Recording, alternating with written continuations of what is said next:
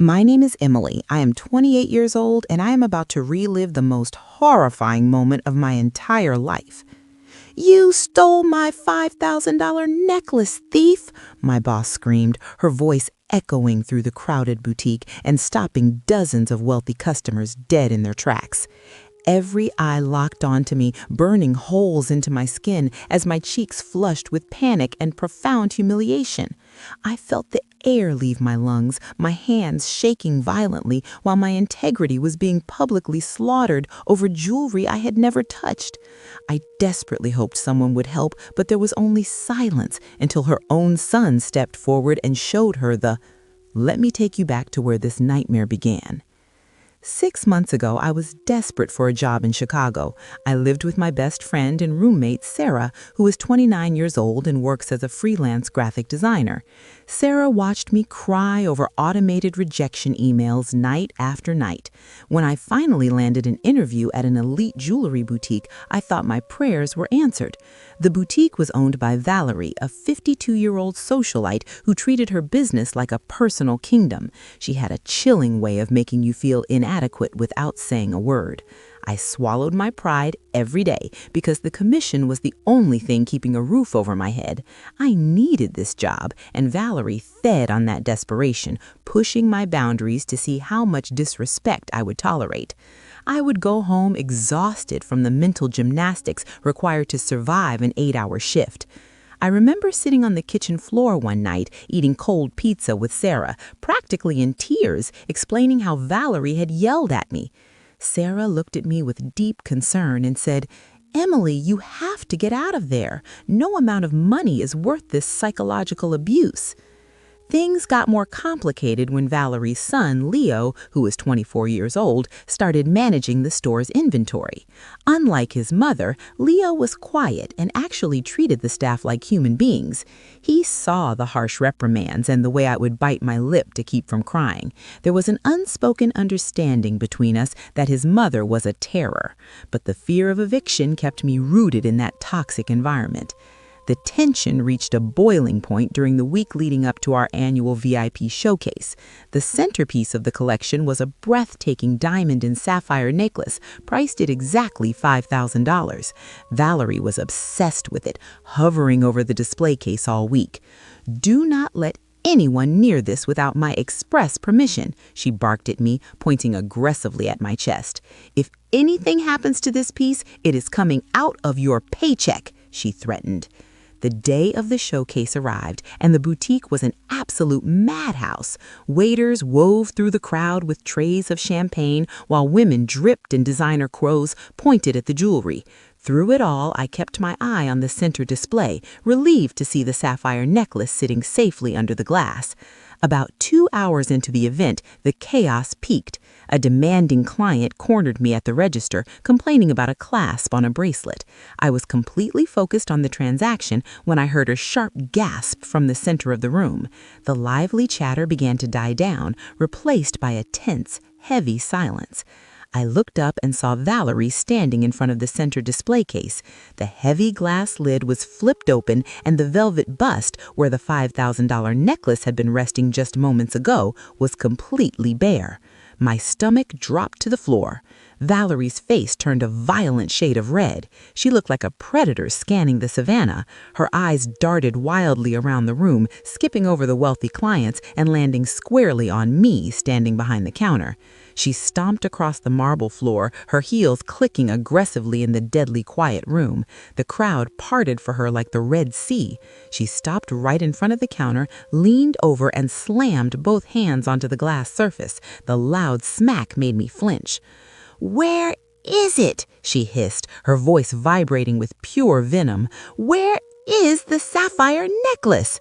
I could barely find my voice. I don't know, Valerie. I've been right here at the register the entire time," I stammered, my heart hammering against my ribs. Valerie let out a loud, mocking laugh. "Do not lie to me, you little street trash," she screamed. "You knew how much it was worth, and you thought you could slip it into your cheap purse while I was distracted?" The humiliation washed over me like ice water. Tears pricked my eyes, but I fought them back. I did not take it. I swear to you. Check my bag. Check my pockets. I do not have it, I pleaded, my voice cracking under the intense weight of the public scrutiny.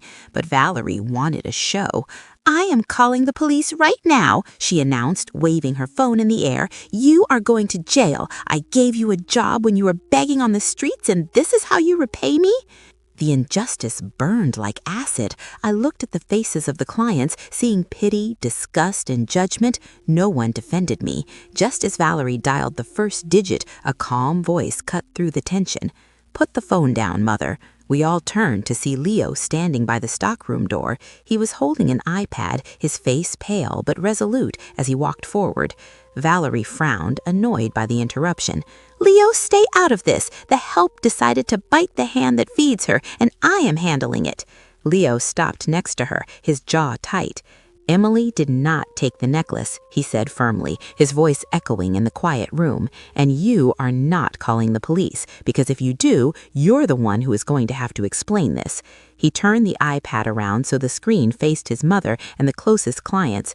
The screen showed the live feed from the hidden security camera positioned directly above the center display case. Leo tapped the screen to play a recording from just 15 minutes prior. We all watched in absolute silence as the black and white footage played, revealing the shocking truth of what had actually happened to the necklace. On the screen, Valerie walked up to the case. She looked over her shoulder, ensuring no one was paying attention to her. Then she quickly flipped open the glass lid, snatched the $5,000 necklace from the velvet bust, and shoved it deep into the pocket of her own tailored blazer. She then casually closed the lid and walked away to greet a customer. The video ended, freezing on the image of Valerie's hand stuffing the jewels into her pocket. The silence in the boutique was so absolute you could have heard a pin drop. Valerie's face drained of all color, transforming from a furious red to a sickly pale white. She instinctively brought her hand up to the pocket of her blazer, her fingers trembling as she realized the necklace was still sitting right there against her hip. She had taken it herself. Whether she meant to secure it, wear it later, or stage an insurance fraud, I would never know, but she had viciously blamed me to cover her tracks or create a scene. The wealthy clients who just moments ago were looking at me with disgust now turned their piercing judgmental glares onto Valerie. The whispers started again, but this time they were directed at her. Did she try to frame the poor girl? One woman muttered loudly. How absolutely pathetic. The shift in power was instantaneous and intoxicating. The heavy blanket of humiliation that had been crushing my chest suddenly lifted, replaced by a surge of righteous vindication. I looked at Valerie, who was now stammering, desperately trying to string a coherent sentence together to explain her actions. I must have just moved it for safekeeping and forgotten. It was just a lapse in memory, she stuttered, but her arrogant facade had completely crumbled. She looked small, pathetic, and utterly defeated. Leo looked at his mother with pure disappointment. You owe Emily an apology, he demanded softly, but I did not want her fake apology. I reached behind my neck, unclipped my employee name tag, and tossed it onto the glass counter. It landed with a sharp clack that echoed in the quiet room. Keep your apology, I said, my voice steady and loud enough for everyone to hear. And keep your toxic job. I quit. I grabbed my purse from beneath the register and walked out from behind the counter.